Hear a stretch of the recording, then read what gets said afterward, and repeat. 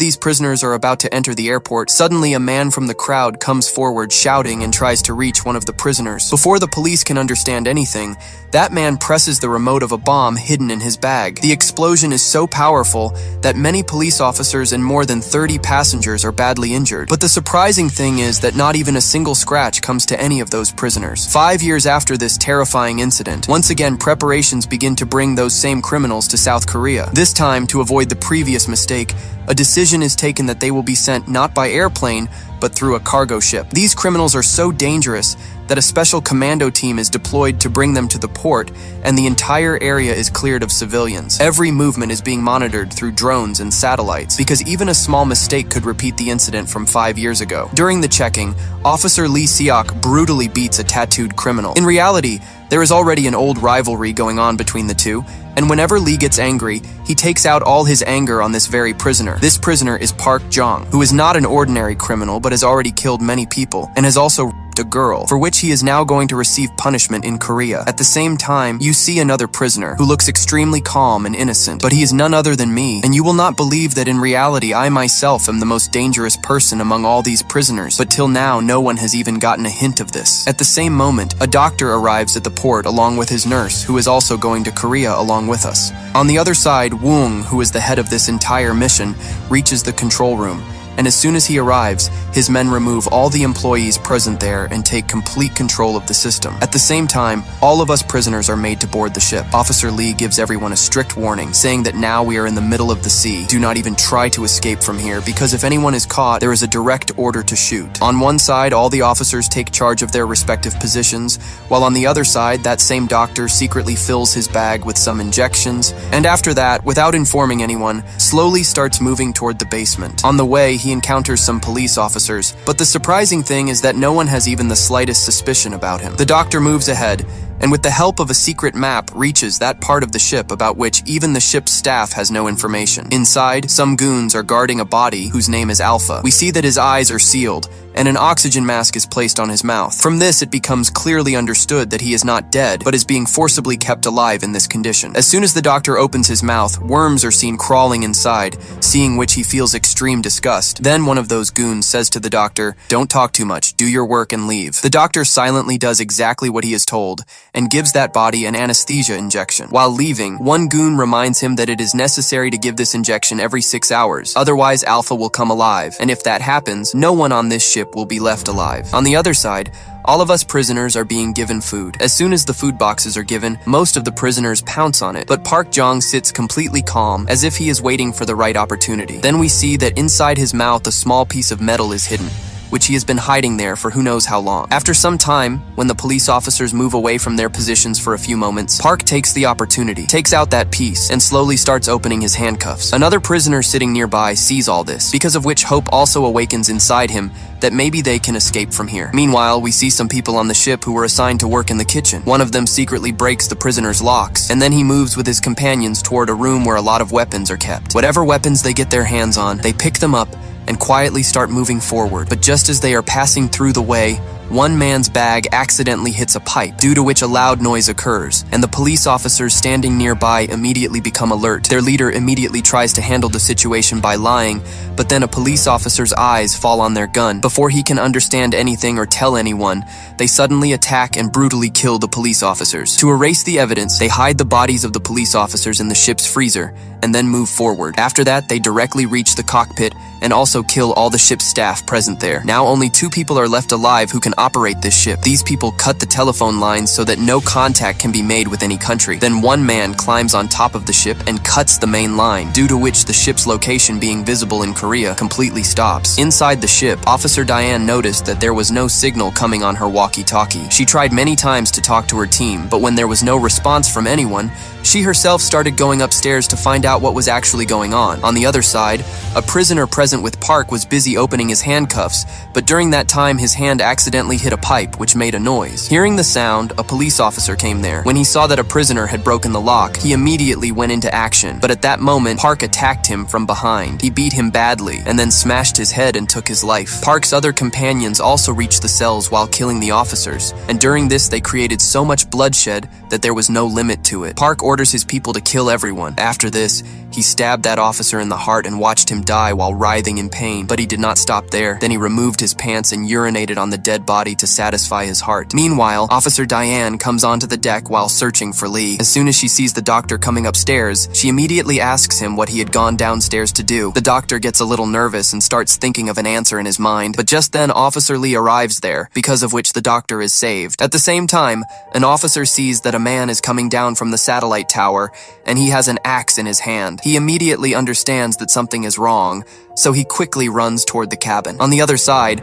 Park's companions free all the prisoners, but now only Park's command is running there. Then one of the prisoners tries to act too smart and says, "Where are the police girls? I want to have fun with them." Hearing this, Park, without wasting even a moment, shoots him, and in a cold tone says, "They are all mine. After some time, they free me as well. Park has known me for the last 10 years. He says, 10 years have passed, but your face has not changed at all." After this, Park explains to the others, "Do not go by his face if you think I am bad." Then after hearing about the things he has done, all of you will piss in your pants out of fear. I wanted to go to Korea, but Park clearly says, "Now this ship will not go anywhere. We will all stay right here." Unaware of all this, when Seok reaches the cockpit with his companions, he sees that the bodies of the entire crew are lying there. Before they can understand anything, the people hiding in the cockpit suddenly start raining bullets on them. In this attack, some people are killed, but Seok, Diane, and some other officers somehow manage to escape. Then an attacker puts a gun on a crew member's head and starts blackmailing them. His move is about to work when Diane very cleverly disarms him, and as soon as she gets the chance, Seok shoots him. The pilot is very scared, but he tells them that there is a satellite phone kept in the engine room with which they can talk to Korea. On the other side, hearing the sound of gunfire, the doctor gets nervous and asks the nurse, "Did you also hear the sound of gunfire from outside?" But at that time, the nurse is intoxicated and thinks the doctor is joking. She says, "I will go and check." But then the doctor immediately stops her and locks the door. On one side, the police think that the criminals are the biggest threat for them, and on the other side, the criminals think that the police are enemies of their lives, but no one has any idea that the real danger is waiting for them below, because due to not receiving the anesthesia medicine on time, Alpha wakes up. During this time, Park moves toward the engine room with his people, and on the way kills without stopping anyone he finds working there. As soon as they enter the engine room, they finish off the remaining people as well, and also break the satellite phone. Now there is no way left for this ship to contact anyone. Then the chief engineer says fearfully, "Without me, this ship cannot run." Hearing this, all the prisoners start laughing because they never intended to run the ship at all. Mocking him, they say, "Your companions were also saying the same thing before dying." Park moves forward to kill him, but then I stop him and say that now it is enough. A fight between the two of us is about to start when Seok surrounds us from all sides with his remaining team. The engineer says in panic, "Do not fire bullets here," but no one present there is ready to listen to anyone. Park wanted to torture and kill Seok with his own hands, but even after being unarmed, not even a little fear is visible in Seok's eyes. After this, an extremely horrifying fight begins between the two groups. Someone is cutting someone's throat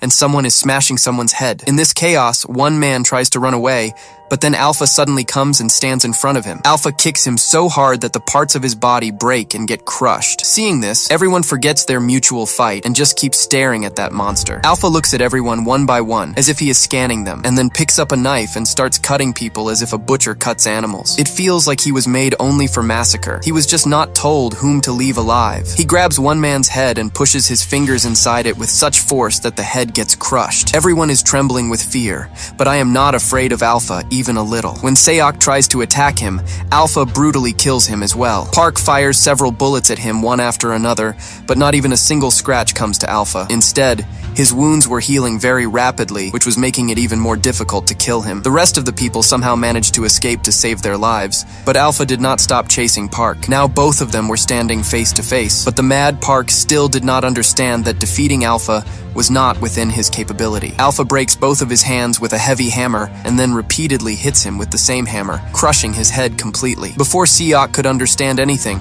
Alpha grabs him and his life is almost about to be lost when I jump in between and somehow save his life. Diane fires bullets at him, but Alpha's body is moving and healing itself so fast that it makes no difference to him at all. His body is so heavy and powerful that an ordinary human cannot even move him. All of us somehow run away to save our lives, and I try to close a thick iron gate. Alpha uses all his strength to stop it, and it feels like he will break the door. Then I gather all my courage and kick him hard, and at that very moment the door gets shut. Meanwhile, Wong tracks that ship in the middle of the sea with the help of a satellite. As soon as he sees the images, he understands that something very big has gone wrong, and that the prisoners have definitely taken control of the ship. He keeps trying to ignore one man's call, But the situation becomes so bad that he is finally forced to answer the phone. On the call, his boss angrily tells him to go to that ship and bring Alpha here. Woong tries to explain to him that this is extremely risky, but hearing this only makes his boss even angrier. Meanwhile, we see that the boss has a tattoo on his chest, and exactly the same tattoo is also on Alpha's body. This makes it clear that Alpha is not the only one who has superpowers. As soon as the call ends,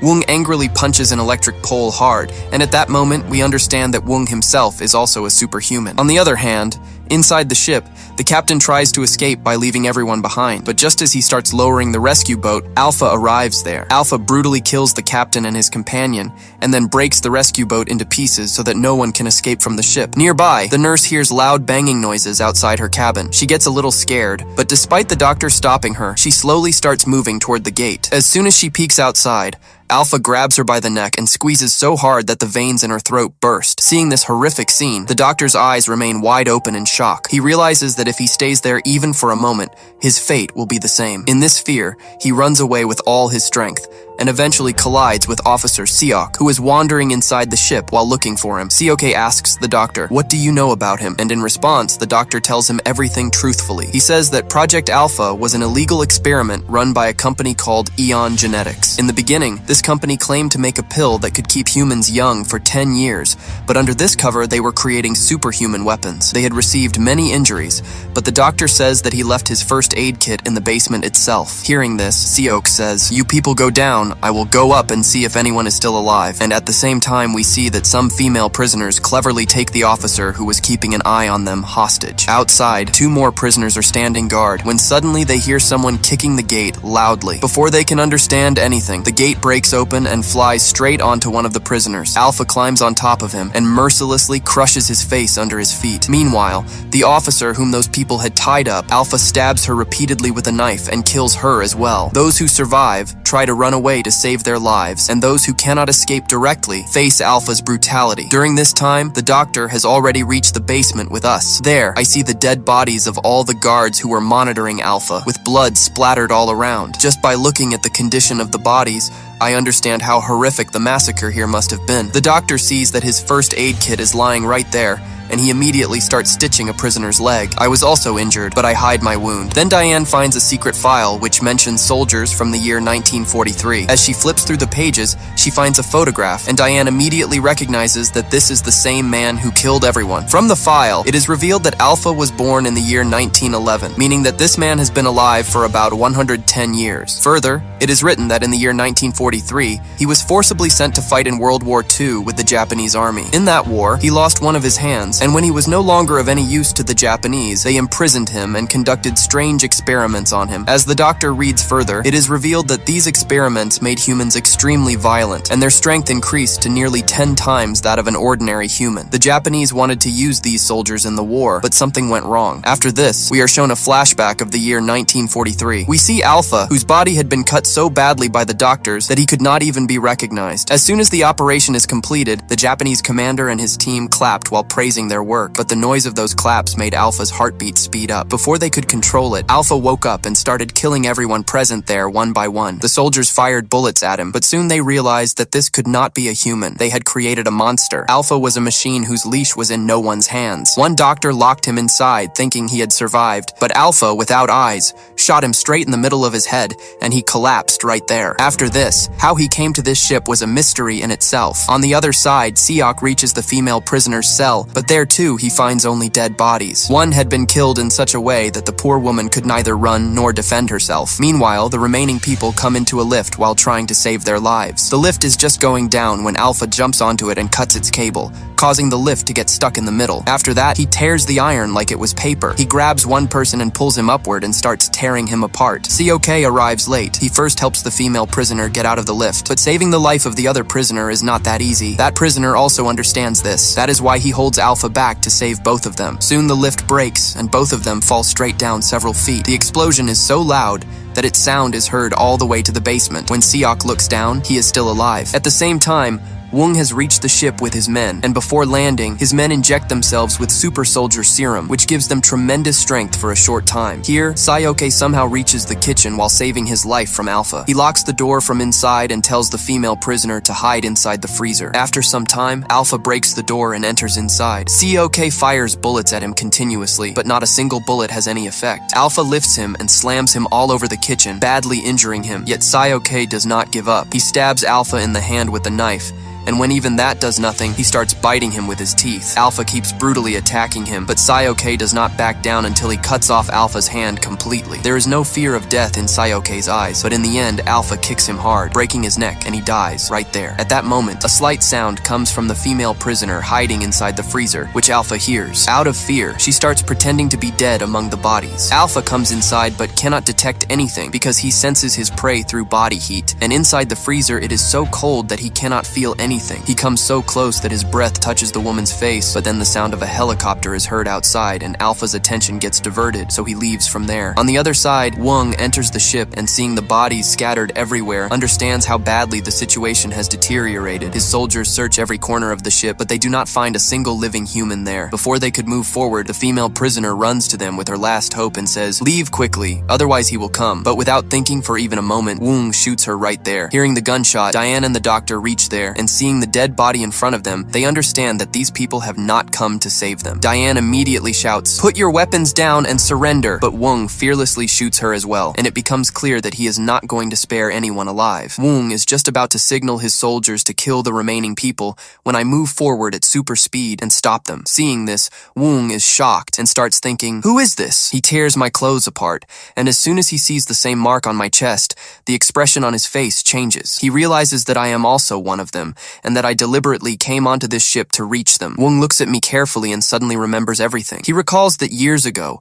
two gangs clashed with each other, where people from both sides kept killing each other brutally. I was also among those who died. Wung had all the bodies collected and sent for experiments. Out of all the bodies, I was the only one on whom their medicine worked. But when there was no movement in my body for many hours, they assumed I was dead and ordered that I be disposed of along with the other bodies. After that, everyone was taken to a pig farm, and something was sprinkled on the bodies so that the pigs would treat them as feed and eat them. At that moment, I regained consciousness. As soon as I heard them talking about killing me, I killed every man present there and escaped from that place. That was when I understood that I was no longer an ordinary human. Even then, I tried my best to ensure that no one found out about me, and I lived hiding from the world, but fate did not allow this. Soon, Wung found my family and killed my wife and my son. Everything that has happened from the beginning till now was all part of my plan so that I could reach my family's killers and take revenge on them. Our fight is still going on when Alpha arrives there. Wung shouts, "Shoot only at his head!" and his soldiers start firing a rain of bullets. Alpha somehow protects himself and keeps killing everyone one by one. Meanwhile, the doctor and that prisoner take the chance and escape from there. They come outside and see that the helicopter is still standing there. Both of them immediately get inside and put a gun to the pilot's head and order him to fly. But this turns out to be their biggest mistake. Without thinking for even a moment, the pilot shoots both of them, and with this, all the ordinary humans present on this ship are dead. Now only meta-humans are left here. Inside, Alpha directly attacks Wung, but he is not an easy target like the others. While fighting Alpha, Wung says, "You are very expensive. I wish I didn't have to kill you, but no problem. I have found another one in your place." After this, Wung attacks Alpha with full force and brutally slits his throat, finishing him off. Now only Wung and I are left on the entire ship. A fierce fight breaks out between the two of us. In terms of strength, we are equal, but Wung has military experience, which gives him an advantage over me. Before killing me, Wung says in a cold voice, "Your son looked exactly like you. While killing you, I am remembering the day I killed him." Hearing this, I go mad with rage. I attack Wung and stab him multiple times, then kick him with such force that he breaks through the railing and falls straight into the sea. But I do not stop there. I jump into the sea after him and keep killing him until his breathing stops forever. After this dark night, when the sun rises the next morning, the horrific massacre that happened on the ship